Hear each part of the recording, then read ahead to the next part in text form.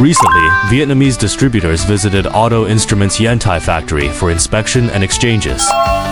Accompanied by the foreign trade team, they toured the production workshop too.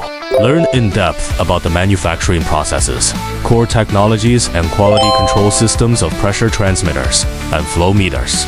Both sides held in-depth talks on Vietnam's market demand, product adaptation, channel layout, and after-sales service, further enhancing mutual trust and reaching cooperation consensus. The clients fully recognized our product quality and R&D strength and reached an intention for long-term cooperation. This visit has consolidated the foundation of cooperation in Vietnam in accelerated market expansion in Southeast Asia. Auto Instruments will continue to focus on the industrial instrument industry and work with global customers for common development and win-win cooperation through high-quality products and professional services.